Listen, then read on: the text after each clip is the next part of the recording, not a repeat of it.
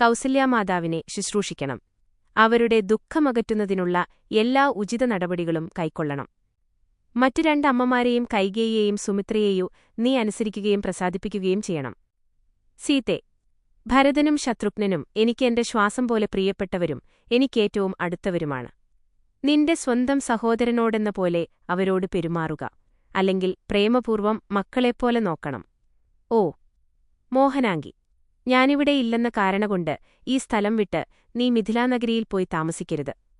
അമ്മയുടെയും അച്ഛന്റെയും ഹൃദയങ്ങളിൽ നിന്നും ദുഃഖം അകറ്റിക്കളയുവാൻ ലഭിക്കാവുന്ന മാർഗ്ഗങ്ങളെല്ലാം അവലംബിച്ച് അവർക്ക് സുഖം നൽകിക്കൊണ്ട് അയോധ്യയിൽ തന്നെ നീ കഴിയണം. പ്രേമം കൊണ്ടും ശ്രദ്ധ കൊണ്ടും അവരിൽ സുഖവും ധൈര്യവും സംതൃപ്തിയും ഉണ്ടാക്കണം. പതിവ്രതാധർമ്മം. സീതയുടെ ധർമ്മങ്ങളെ സംബന്ധിച്ച് രാമൻ ഉപദേശിച്ചുകൊണ്ടിരിക്കെ സീതയ്ക്ക് ചിരിയടക്കാൻ കഴിഞ്ഞില്ല.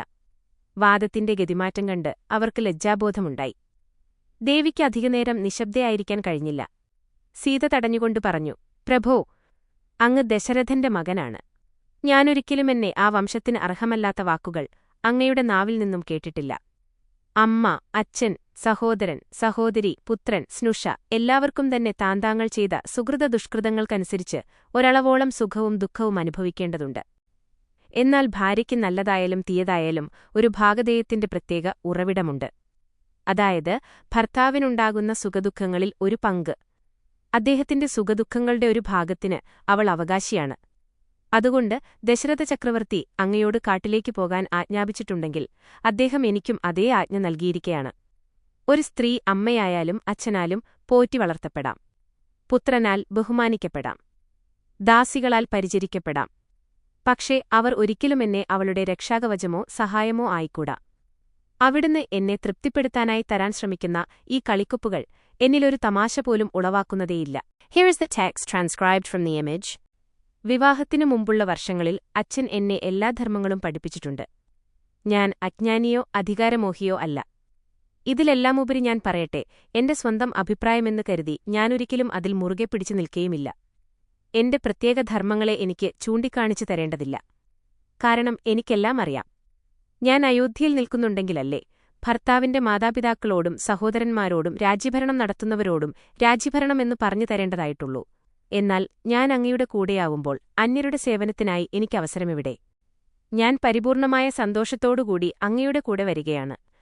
വളരെക്കാലമായി കുറേ വർഷം കാട്ടിൽ കഴിക്കണമെന്ന നിറവേറ്റപ്പെടാത്ത ആഗ്രഹമുണ്ടായിട്ട് ഇപ്പോൾ എന്റെ നാഥനോടുകൂടി ആ ആഗ്രഹം പൂർത്തീകരിക്കുന്നതിന് ഒരവസരം കൈവന്നിരിക്കുന്നു.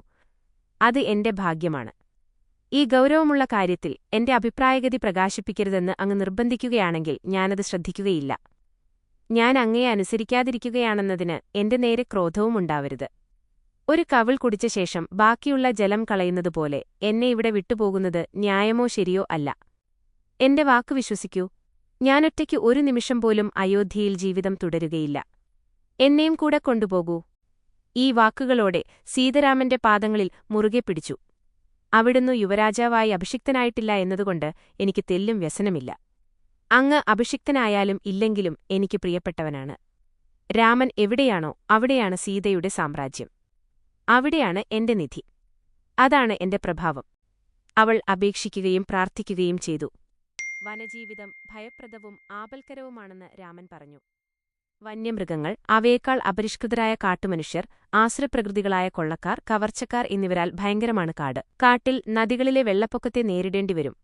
മുള്ളു നിറഞ്ഞ മുരടിച്ച് വളർന്ന് നിബിഡമായി കിടക്കുന്ന ചെടികൾ ചവിട്ടിക്കടക്കണം. സീതയ്ക്ക് ഇത്തരം സ്ഥലങ്ങളിൽ സഞ്ചരിച്ച് ശീലമില്ലാത്ത മൂലം വളരെ ക്ഷീണവും തളർച്ചയും അനുഭവപ്പെടുമെന്നും രാമൻ പറഞ്ഞു. സീതയെ വിഷമിപ്പിക്കാനിരിക്കുന്ന മറ്റു പല രൂപത്തിലുള്ള ഭയത്തെയും ഉത്കണ്ഠയെയും കുറിച്ച് അവിടുന്ന് വിവരിച്ചു. പക്ഷേ സീത തന്റെ തീരുമാനത്തിൽ നിന്നും ഇളകിയില്ല. ഞാനും വരും.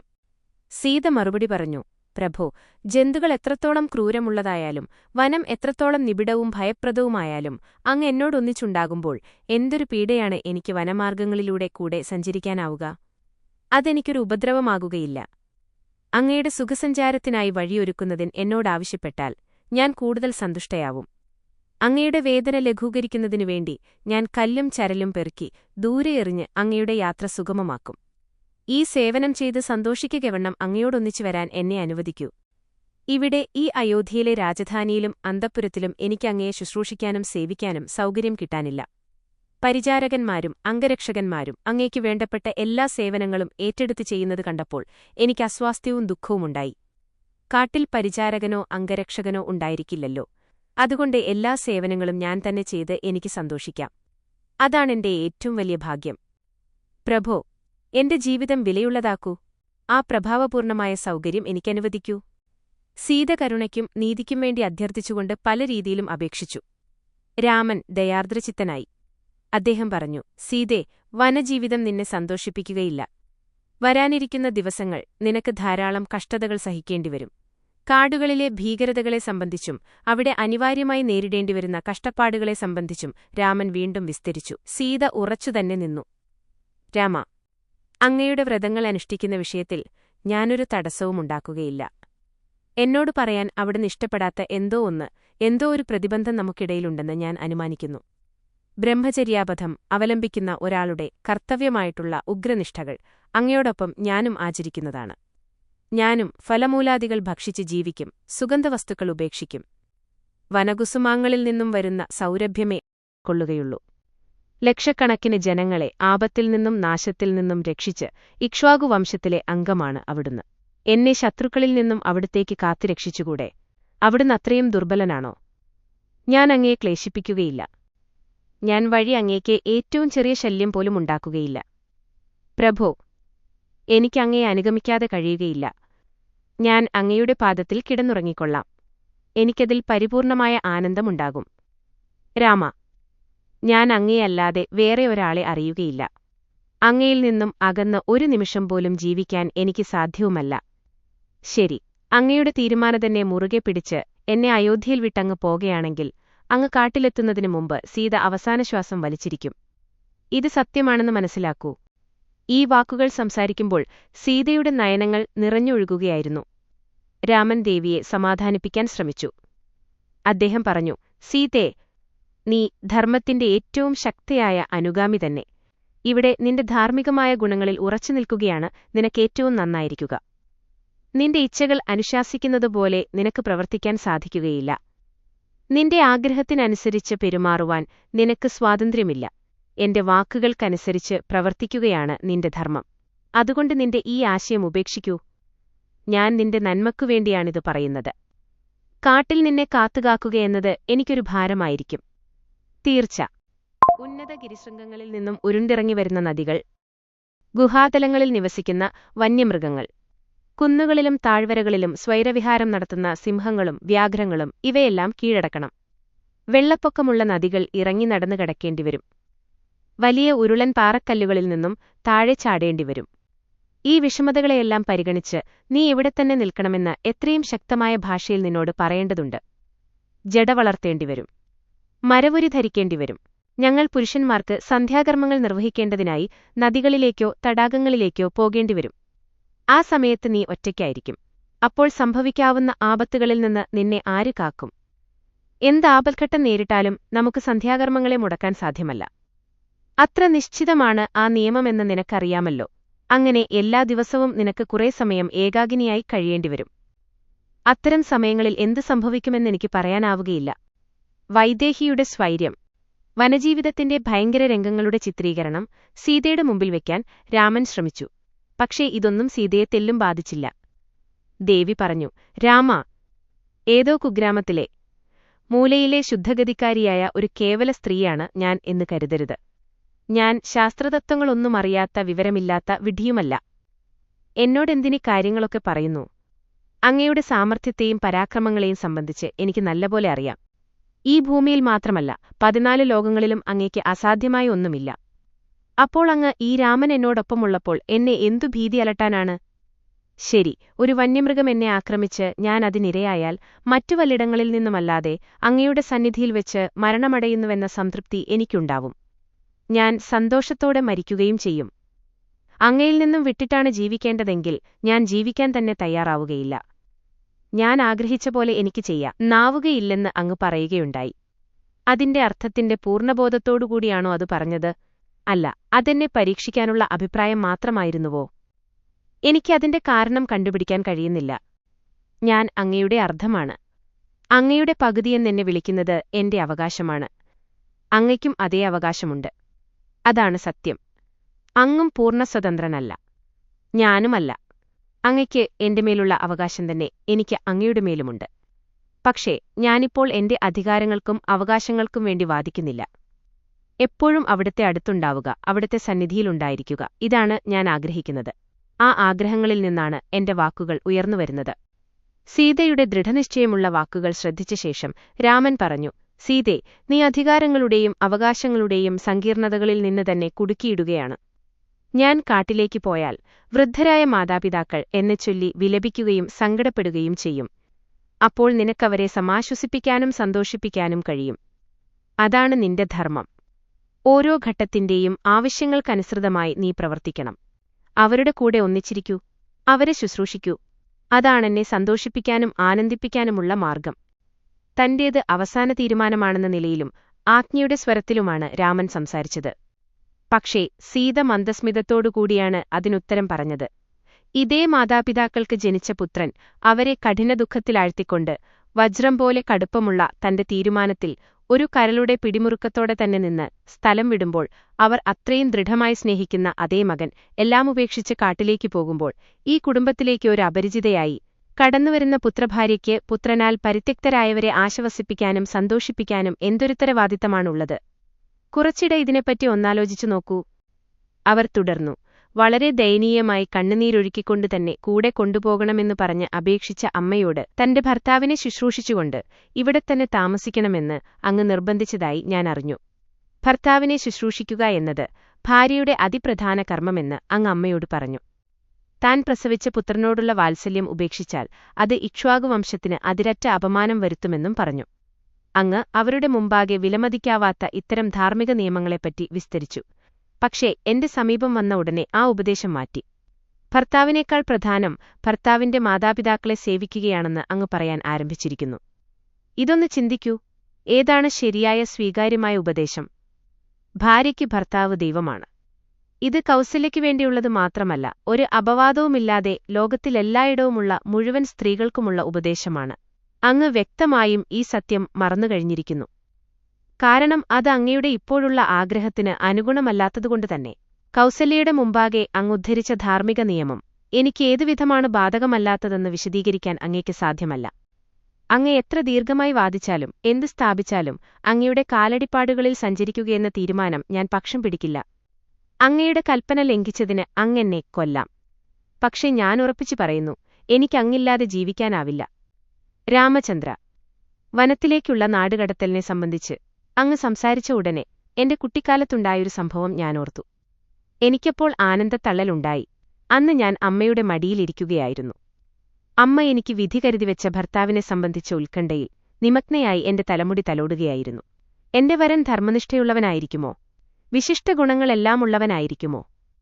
എന്നെല്ലാം അവർ ചിന്തിച്ചുകൊണ്ടിരുന്നു.